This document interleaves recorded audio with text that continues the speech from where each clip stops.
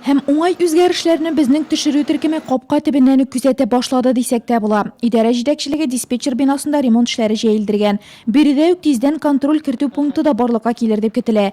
Төп бинада да төзекләндерү эшләре бара. Җыелыш шундый позитив яңалыклардан башланып китте. Инвестпрограмма 2016 года тоже выполнена на 100%. Стоит 2018 год очень большие задачи по исполнению.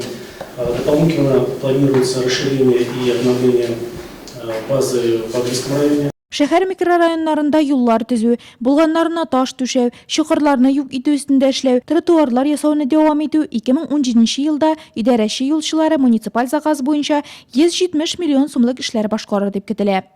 20 миллионов работы, это вы должны выполнять в городе, 20 миллионов. Есть объем такой президентской программы 20 миллионов, это ШПС. В прошлом году тоже вы выполняли, это вы ежегодно выполняете.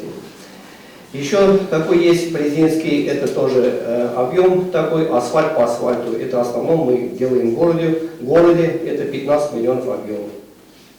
Также у нас заложены деньги, ежегодно закладываем 10-11 миллионов, это в этом году 11 миллионов 300, заложены деньги по городу, это ямочный ремонт по городу. Гомуми җыелышта шулай хезмәт коллективы килешүе үтәлүе, хезмәтне саклау, махсус эш киемнәр белән тәэмин итү мәсьәләләре дә күтәрелде. Әлмәт шәһәрендә узачак хезмәт конференциясенә делегатлар сайланды. Безнең җитәкчеләрнең цели зурдан, ярдәм итү тоже бара. Ел ахырында безнең 2 комбинированный дорожный машина дип әйтелә инде, КДМ на базе автомобиль КАМАЗ алар алынды. Алар алдагы отвал белән һәм боковой отвал белән дип русча әйткәндә, бу безнең күпкә безнең юлларны корчис тартуны күпкә җиңеләйтте. Хәер нинди генә косяка направление Нурлаттан чыгып китмә.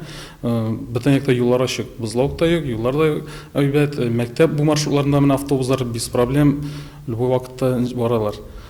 Аларга тагы истә безнең бер грейдер алынды, тоже с боковым отвалом, тоже бик күп эшне алып бара.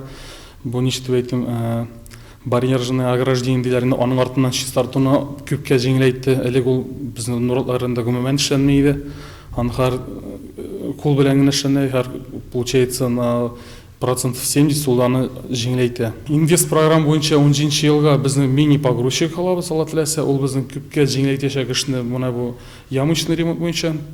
Юллар, инде ничә еллар. Ретро җырдагы әлеге сүзләрне бүгенге көндә гади халык эчендә, район җитәкчелеге эчендә иң актуаль булган мәсьәләләрнең берсе юллар проблемасына карата да әйтеп булыр иде. Нурлат автомобиль юллары идарәсе бинасында башланган уңай үзгәрешләр район күләмендә дә ел буена дәвам итәчәк дип ышандыра җитәкчелек. Ни дисәң дә бу ел 350 миллион сумлык эш күләме башкарырга туры киләчәк бит.